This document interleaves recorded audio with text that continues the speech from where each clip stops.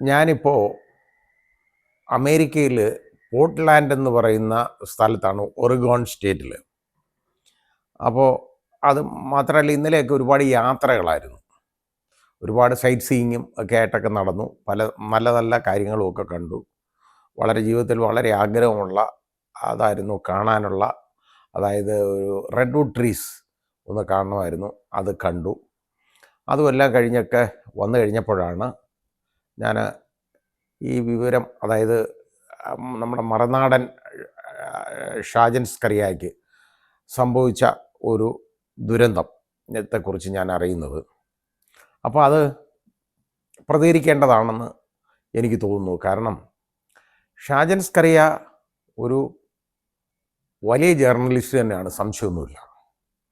ഇവിടെ ജേർണലിസം എന്ന് പറയുന്നത് നമ്മൾ കേൾക്കുമ്പോൾ തോന്നും മുഖ്യധാര പത്രമാധ്യമങ്ങളാണ്, അതുപോലെ തന്നെ ആണ് എന്ന്, അതായത് പത്ര ദൃശ്യ മാധ്യമങ്ങളാണ് എന്നൊരു ധാരണ വരും. അങ്ങനല്ല.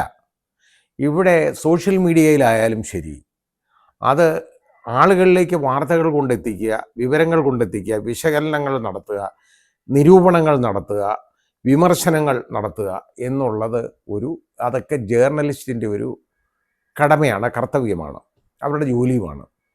അതിലെ സ്തുത്യർഹമായ സേവനം അനുഷ്ഠിക്കുന്ന ഒരാളാണ് ശ്രീ ഷാജൻ സ്കറിയ. അപ്പോൾ അദ്ദേഹത്തിൻ്റെ ചില നിലപാടുകളൊന്നും എനിക്ക് യോജിപ്പൊന്നുമില്ല, എല്ലാ നിലപാടുകളോടൊന്നും എനിക്ക് യോജിപ്പില്ല. പക്ഷേ വളരെ ബോൾഡായിട്ട് പല കാര്യങ്ങളും സമൂഹ മാധ്യമത്തിലേക്ക് എത്തിക്കുന്നതിൽ വലിയ പങ്ക് വഹിക്കുന്ന ഒരാളാണ് ഷാജൻ സ്കറിയ. കുറേ നാളായിട്ട്, കുറേ വർഷങ്ങളായിട്ട് അദ്ദേഹം അത് ചെയ്തുകൊണ്ടിരിക്കുകയാണ്. അദ്ദേഹം ആരെയും കണ്ണടച്ച് വിമർശിക്കുമെന്ന് പറയുന്നത്, അദ്ദേഹത്തിന് ശരി എന്ന് തോന്നുന്ന കാര്യങ്ങൾ, അത് മനസ്സിലാക്കുന്ന കാര്യങ്ങൾ, അത് പഠിച്ച് മനസ്സിലാക്കിയിട്ട് അദ്ദേഹം അത് വളരെ ബോൾഡായിട്ട് തൻ്റെ ഇടത്തോടു കൂടി ജനശ്രദ്ധയിലേക്ക് കൊണ്ടുവരും. പലപ്പോഴും ഈ മുഖ്യധാര മാധ്യമങ്ങൾ തമസ്കരിക്കുന്ന വിഷയങ്ങൾ പലതും, ചിലത് കണ്ടില്ലെന്ന് അടിക്കും അവർ. അത് കുറ്റമല്ല, അത് അവരുടെ ജേർണലിസത്തിൻ്റെ ഒരു ഭാഗമാണ്, അവരുടെ പരസ്യത്തിൻ്റെ ഭാഗമാണ്, അവരുടെ പോളിസിയുടെ ഭാഗമാണ്. ആ രീതിയിലൊക്കെ തമസ്കരിക്കുന്ന വാർത്തകളൊക്കെ പലപ്പോഴും ജനങ്ങൾ അറിയുന്നത് മിക്കവാറും ഷാജൻ സ്കറിയയിലൂടെ ആയിരിക്കും.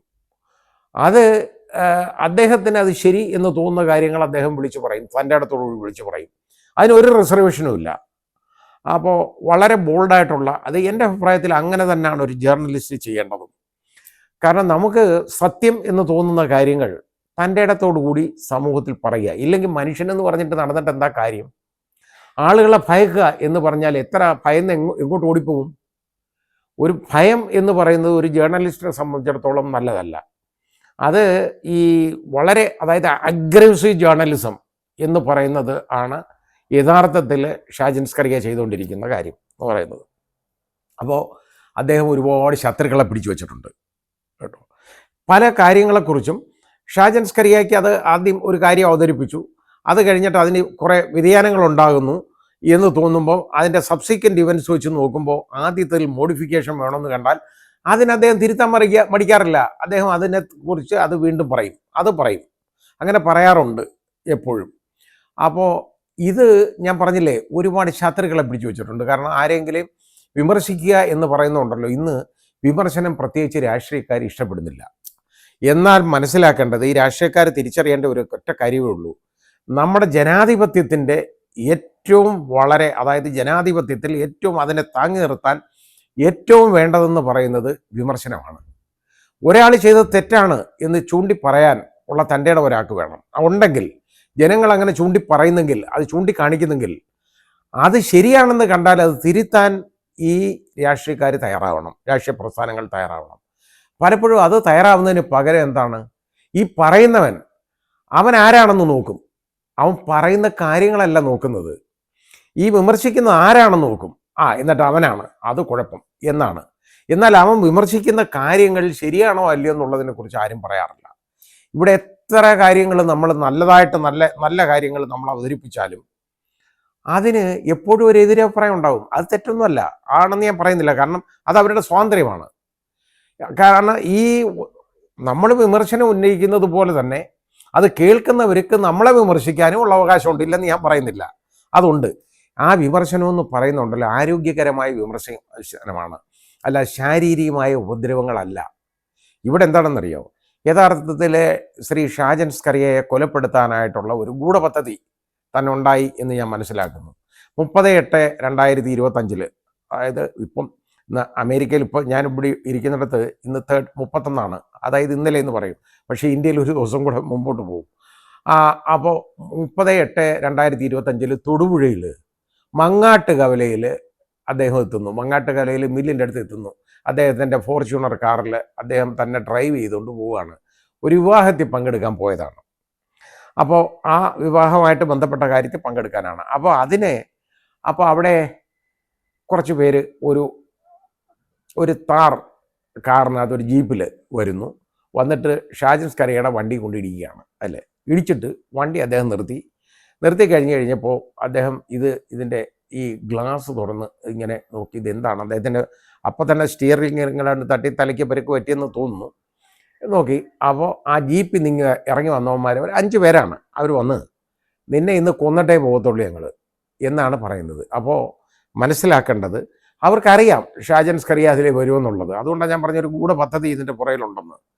ഗൂഢാലോചന തന്നെ ഉണ്ട് ഇതിനകത്ത്, സംശയമൊന്നുമില്ല. അപ്പോൾ അവർ ഈ ചെറുപ്പക്കാർ ഇങ്ങോട്ട് വന്നിട്ടുണ്ടല്ലോ, അയാളുടെ മുഖത്ത് മൂക്കിന് ഇടിക്കുകയാണ്. ഇടിച്ച് അവിടെ അദ്ദേഹം മൂക്കിൽ നിന്ന് ബ്ലഡ് വരുന്നു. മുഖത്ത് ഭയങ്കര ഇടിച്ചു കഴിഞ്ഞപ്പോൾ അദ്ദേഹം അടുത്ത സീറ്റിലേക്ക് മറിഞ്ഞു വീഴുന്നു. അദ്ദേഹത്തിൻ്റെ നെഞ്ചത്തുമൊക്കെ അങ്ങ് ഇഷ്ടംമാതിരി ഇടിക്കുകയാണ് കേട്ടോ. മുഖത്തും നെഞ്ചത്തും ധാരാളം ഇടികളേൽപ്പിച്ചു. നിന്നെ കൊന്നിട്ടേ പോകത്തോട്ട്, നിന്നെ കൊല്ലാൻ തന്നെ വന്നതാണ് എന്നുള്ളത് വീണ്ടും ഇവന്മാർ വിളിച്ചു പുലമ്പുന്നുണ്ട്. അപ്പോൾ ഇത് അവസാനം അദ്ദേഹത്തിന് ബോധം പോയില്ല. അപ്പോഴത്തേക്ക് പിന്നെ പോലീസ് വരുന്നു, ആളുകളൊക്കെ കൂടി. അപ്പോൾ യവന്മാർ ഓടിക്കളഞ്ഞു, അവിടുന്ന് പോയി കളഞ്ഞു. അപ്പോൾ ഇത് ആളുകളും ഒക്കെ ഇത് വന്നപ്പോഴത്തേക്ക് ഇത് യവന്മാർ അവിടുന്ന് ആ സീനിൽ നിന്ന് ഓടിക്കളഞ്ഞു മറഞ്ഞു പോയി. അത്ര ധൈര്യമുള്ളവന്മാരവന്മാർ, അത് കണ്ടോണം. അപ്പോൾ ഈ കൊല്ലാൻ വന്നവന്മാർ ഇത് പോലീസ് വരുന്നു. ഏതായാലും പോലീസ് അത് സ്വിഫ്റ്റായിട്ട് ആക്ട് ചെയ്തു. അദ്ദേഹത്തിന് കണ്ടാലറിയാവുന്ന ആ പ്രതികളെയൊക്കെ ഇപ്പോൾ തിരിച്ചറിഞ്ഞിട്ടുണ്ടെന്നാണ് പറയപ്പെടുന്നത്. അവരൊക്കെ DYFI പ്രവർത്തകരാണ്. അത് മാത്രമല്ല, അതിൽ ഈ ഷാജൻ സ്കറിയ ഞാൻ മനസ്സിലാക്കിയത്, ഷാജൻ സ്കറിയ, എനിക്ക് അയാളെ അറിയില്ല, ഏതോ ഒരു മാത്യു എന്ന് പറയുന്ന ഒരാൾക്കെതിരെ ഷാജൻ സ്കറിയ ഈ മാത്യുവിൻ്റെ ഭാര്യ കൊല്ലപ്പെട്ടതുമായിട്ട് ബന്ധപ്പെട്ട് ഏതോ വീഡിയോകളൊക്കെ ചെയ്തിരുന്നു. അത് ഞാൻ പറഞ്ഞില്ലേ, ആരെയും അദ്ദേഹം വിമർശിക്കുകയും ക്രിട്ടിസൈസ് ചെയ്യും. അത് വളരെ അഗ്രസീവായിട്ട് പറയുകയും ചെയ്യും. അങ്ങനെ പറഞ്ഞ് അയാളുടെ നേതൃത്വത്തിലോ പിന്നെ ഏതോ ഒരു ക്വാറി ഓണറുടെ നേതൃത്വത്തിലോ ഒക്കെയാണ് ഇത് നടന്നത്. അവരാണ് ഇതിൻ്റെ പിന്നിലെന്ന് പറയപ്പെടുന്നു. അറിയില്ല, എന്തായാലും DYFI പ്രവർത്തകരാണെന്ന് ഇപ്പോൾ ഏതാണ്ട് വെളിവായിട്ടുണ്ട്. ഞാൻ പറഞ്ഞത് എന്താണെന്നറിയോ, ഷാജൻ സ്കറിയ ഇപ്പോൾ നമ്മുടെ മുഖ്യമന്ത്രിയെയും അതുപോലെ തന്നെ മറ്റ് മന്ത്രിമാരെയും നമ്മുടെ ഭരണ സംവിധാനത്തെയൊക്കെ വിമർശിക്കും. അത് ഞാൻ പറഞ്ഞില്ലേ, വിമർശനമെന്ന് പറയുന്നതിന് ആരും അതീതരല്ല. ആ വിമർശനം ഉൾക്കൊള്ളാനെന്ന് പഠിക്കുക എന്ന് പറയുന്നതാണ് ഒരു രാഷ്ട്രീയ നേതാവ് ചെയ്യേണ്ടത്. കാരണം ജനാധിപത്യത്തെ പ്രതിനിധീകരിക്കുന്ന ഒരാൾ ചെയ്യേണ്ടതാണ്. അതിനവർ തയ്യാറാകത്തില്ല. അതിന് പകരം ഇതാര് പറഞ്ഞു എന്നുള്ളതാണ് നോക്കുന്നത്. അത് എന്തു പറഞ്ഞു എന്നുള്ളതാണല്ലോ നോക്കേണ്ടത്, അതില്ല. അപ്പോൾ ആശയപരമായിട്ട് അതിനെ നേരുന്നതിന് പകരം, ആശയങ്ങളെ ഉൾക്കൊള്ളുന്നതിന് പകരം വിമർശനം സഹിക്കവയ്യാതെ ഇപ്പോൾ ശാരീരികമായ ഉപദ്രവം ഏൽപ്പിക്കുന്ന രീതിയിലേക്ക് മാറുന്നു എന്നുള്ളതാണ്. അയാളെ കൊലപ്പെടുത്താനുള്ള ഒരു ശ്രമം ആണ് ഇവിടെ നടക്കുന്നത്. ഇങ്ങനെ ഒരാളെ ഉന്മൂലനം ചെയ്താൽ സത്യം നിങ്ങൾക്ക് നമസ്കരിക്കാൻ പറ്റുമോ? ഈ സത്യം എന്ന് പറയുന്നുണ്ടല്ലോ, എത്ര മൂടി വെച്ചാലും എന്നെങ്കിലും അത് പുറത്തു വരും. അത് മനസ്സിലാക്കണം. സത്യത്തിൻ്റെ ഏറ്റവും വലിയ കഴിവാണ്. സത്യം ഒരിക്കലും മൂടി വെക്കാൻ ഒക്കത്തില്ല. എന്നെങ്കിലും അത് ഏതെങ്കിലും വിധത്തിൽ വെളിയിൽ വരും. ഏത് കാര്യങ്ങളിലോ നിങ്ങൾ ചിന്തിച്ചു നോക്കിക്കോളൂ. അങ്ങനെയല്ലേ സംഭവിക്കുന്നത്? ഷാജൻ സ്കറിയ വിളിച്ചു പറയുന്ന സത്യങ്ങൾ ഷാജൻ സ്കറിയ പറഞ്ഞതുകൊണ്ട് സത്യങ്ങളല്ലാതെ ആയി മാറുന്നില്ല. ആ ഒരു കാഴ്ചപ്പാട് വേണ്ടേ എടുക്കാൻ? അതിന് പകരം അയാൾ ചിലപ്പോൾ അയാൾ പറയും ഗവൺമെൻറ്റിൻ്റെ നല്ല കാര്യങ്ങൾ നല്ലതായിട്ട് അയാൾ പറയാറുണ്ട്. ഗവൺമെൻറ് വിമർശിക്കേണ്ട കാര്യങ്ങളെ അയാൾ വിമർശിക്കാറുണ്ട്. അത് ഒരു പൗരൻ്റെ അവകാശമാണെന്ന് നോക്കണം. അത് മാത്രമല്ല, ഒരു പൗരധർമ്മമാണ് അയാൾ നിറവേറ്റുന്നത്. ജനങ്ങളിലേക്ക് ഈ പ്രശ്നങ്ങൾ കൊണ്ടെത്തിക്കുക, ജനങ്ങളെ ഇതിൽ ബോധവാന്മാരാക്കുക എന്ന് പറയുന്നത് ഒരു ജേർണലിസ്റ്റിൻ്റെ യഥാർത്ഥ ഡ്യൂട്ടിയാണ്. അത് ഷാജൻ സ്കറിയ ചെയ്യുന്നു. അതിൽ വിരളി പൂണ്ടിരിക്കുകയാണ് കുറേ പേര്. ഇതിൻ്റെ പുറകിലൊക്കെ വലിയ നേതാക്കളൊക്കെ CPM ഉണ്ടെന്ന് പറയുന്നു. കാരണം ഇപ്പോൾ ഈ പ്രതികളെ ഒളിപ്പിക്കാനും രക്ഷപ്പെടുത്താനും ഒക്കെ പ്രതികളെ ഇതുവരെ അറസ്റ്റ് ചെയ്തതായിട്ട് ഞാൻ അറിഞ്ഞിട്ടില്ല. കാരണം ഇനി ഇവിടെ ഞാൻ പറഞ്ഞില്ലേ, ഇവിടെ ആയതുകൊണ്ട് എനിക്ക് കുറച്ച് കഴിഞ്ഞേ ഈ ന്യൂസുകളൊക്കെ കിട്ടുള്ളൂ. അതുകൊണ്ട് ഞാൻ അറിഞ്ഞിട്ടില്ല.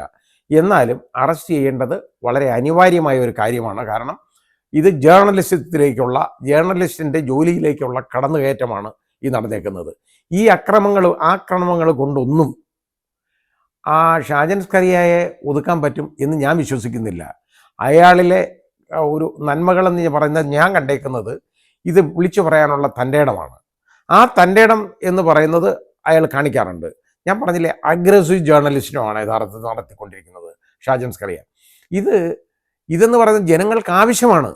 കാരണം മുഖ്യധാരാ മാധ്യമങ്ങൾ വെളിയിലേക്ക് കൊണ്ടുവരാത്ത വിവരങ്ങൾ പോലും ജനങ്ങളിലേക്ക് പലപ്പോഴും ആദ്യമായിട്ട് കൊണ്ടുവരുന്നത് ഷാജൻ സ്കറിയാണ്. അതിനുശേഷം പിന്നെ നിവൃത്തിയില്ലാതെ മുഖ്യധാരാ മാധ്യമങ്ങൾ ഏറ്റെടുക്കുന്നത് ഞാൻ കണ്ടിട്ടുണ്ട് പല കാര്യങ്ങളും. അപ്പോൾ ഇതിനെ അയാളെ ഭയക്കുന്ന കുറേ ആളുകളുണ്ടെന്ന് നോക്കിക്കോളൂ. ആ ഭയമാണ് ഈ ആക്രമണത്തിലേക്കൊക്കെ കൊണ്ടുവന്നെത്തിക്കുന്നത്. ഇതുകൊണ്ടൊന്നും ഈ സത്യങ്ങളെ മൂടിവെക്കാൻ പറ്റത്തില്ല. ഒരു ഷാജൻ സ്കറിയ അല്ലെങ്കിൽ അടുത്ത ഷാജൻ സ്കറിയ വീണ്ടും കാണും, നിങ്ങൾ തിരിച്ചറിയണം. കാരണം ജനങ്ങളിലേക്ക് ഈ അവബോധം കൊണ്ടുവരിക എന്ന് പറയുന്ന ഒരു ശരിയായ കർത്തവ്യം നിറവേറ്റുന്ന ഒരു മനുഷ്യനെ ഈ രീതിയിൽ ആക്രമിച്ചുകൊണ്ടല്ലോ, വളരെ തെറ്റായിപ്പോയി. ഷാജൻ സ്കറിയക്കെതിരെ കേസുകളുണ്ട്. അയാൾ ആ കേസുകളൊക്കെ നേരിടുന്നുണ്ട്. അയാൾ അവസാനം ജാമ്യം എടുക്കാൻ വേണ്ടി അവസാനം സുപ്രീം കോടതി വരെ അറസ്റ്റ് തടയാൻ വേണ്ടി പോകേണ്ടതായിട്ട് വന്നു. അയാളത് നേടിയെടുത്ത ആളാണ്. അത് ഒരു കാര്യം ചെയ്തോളൂ, ഷാജൻ സ്കറിയ പറയുന്നതിൽ നിങ്ങൾക്ക് വിരോധമുണ്ടെങ്കിൽ അയാളെ ശാരീരികമായി ഉപദ്രവിക്കുകയല്ല ചെയ്യേണ്ടത്. നിങ്ങൾക്ക് എതിർപ്പുണ്ടെങ്കിൽ, അയാൾ പറയുന്നത് സത്യമല്ല എന്ന് നിങ്ങൾക്ക് തോന്നുന്നുണ്ടെങ്കിൽ നിങ്ങൾക്ക് കോടതിയെ സമീപിക്കാമല്ലോ. അതന്നെയല്ലേ നമ്മുടെ നീതിന്യായ സംവിധാനമുള്ളത്. അതിന് പകരം അയാളെ റോഡിൽ തടഞ്ഞു നിർത്തിയിട്ട് അയാളെ ഉപദ്രവിക്കുക എന്ന് പറഞ്ഞാൽ ശാരീരികമായിട്ട് വളരെയധികം പരിക്കേൽപ്പിക്കുക. അയാളെ നെഞ്ചത്ത് ഒരുപാട് ഇടിച്ചതായിട്ട് പറയപ്പെടുന്നു. അയാളുടെ മുഖത്ത് ഒരുപാട് ഇടിച്ചതായിട്ട് പറയുന്നുണ്ട്. പരിക്കേറ്റിട്ടുണ്ട്. അയാളെ ഗവൺമെൻറ് താലൂക്ക് ഹെഡ്ക്വാർട്ടേഴ്സ് ഹോസ്പിറ്റലിലേക്ക് കൊണ്ടുപോയി പോലീസ് വന്നിട്ട് അതിനുശേഷം അവിടുന്ന് മറ്റൊരു പ്രൈവറ്റ് ഹോസ്പിറ്റലിലേക്ക് അദ്ദേഹത്തിനെ മാറ്റിയിട്ടുണ്ട്. ഇപ്പോഴും ട്രീറ്റ്മെൻറ്റിലാണെന്ന് ആണ് ഞാൻ മനസ്സിലാക്കുന്നത്. ഏതായാലും ശരി, ഇത് വളരെ വലിയൊരു തെറ്റായിപ്പോയി ചെയ്തത് ശരിയല്ല. ഇവരെയൊക്കെ നിയമത്തിൻ്റെ മുമ്പിൽ കൊണ്ടുവരണം. പോലീസ് അറ്റംപ്റ്റ് ടു കമ്മിറ്റ് മർഡറിന് ഇവരുടെ പേരിൽ കേസെടുത്തിട്ടുണ്ട്. ആ കേസ് ശക്തമായിട്ട് മുമ്പോട്ട് കൊണ്ടുപോകണം. പോലീസ് അത് ശരിയായിട്ട് അന്വേഷിക്കണം. ഇത് ഷാജൻ സ്കറിയ ആയിപ്പോയതുകൊണ്ട് അയാളെ റോഡിലിട്ട് കൊലപ്പെടുത്താം എന്നാരും തെറ്റിദ്ധരിക്കരുത്. ഇവിടെ ജനങ്ങളുണ്ട്, ജനങ്ങൾ പ്രതികരിക്കും എന്നുള്ളത് തിരിച്ചറിയുക. എല്ലാ ജേർണലിസ്റ്റുകൾക്കും ഇത് ഒരു മുന്നറിയിപ്പായിട്ട് കണക്കാക്കണം എന്നുള്ള രീതിയിലായിരിക്കാം യവന്മാർ ഈ പണി ചെയ്തേക്കുന്നത്. അങ്ങനൊന്നും ഈ തൻ്റെ ഇടത്തോടു കൂടി വിളിച്ചു പറയാൻ പറ്റുന്ന മനുഷ്യർ ഈ ലോകത്തുണ്ട്. അവരെയൊന്നും ഈ രീതിയിൽ നേരിടാനൊന്നും പറ്റുകയല്ല. ശ്രീ ഷാജൻ സ്കറിയയുടെ നേർക്കൊണ്ടായ ആക്രമണത്തെ ഞാൻ അങ്ങേയറ്റം അപലപിക്കുന്നു. ഇത് ഉണ്ടാകരുത്. ഇത് വെച്ചു പൊറപ്പിക്കാൻ പറ്റുന്ന ഒരു കാര്യമല്ല. പോലീസ് തിരിച്ചറിയണം. നിങ്ങൾ ശരിയായ രീതിയിൽ ഇത് അന്വേഷിക്കണം. അന്വേഷിച്ച് ശരിയായ പ്രതികളെ എത്രയും നേരത്തെ മുൻപേ കസ്റ്റഡിയിലെടുക്കണം, അറസ്റ്റ് ചെയ്യണം, അവരെ കോടതിയിൽ ഹാജരാക്കണം, നിയമത്തിൻ്റെ മുന്നിലേക്ക് കൊണ്ടുവരണം. കാരണം ഇനി ഇങ്ങനെ ഒരു അക്രമം ആർക്ക് നേരെ ഉണ്ടാകരുത്.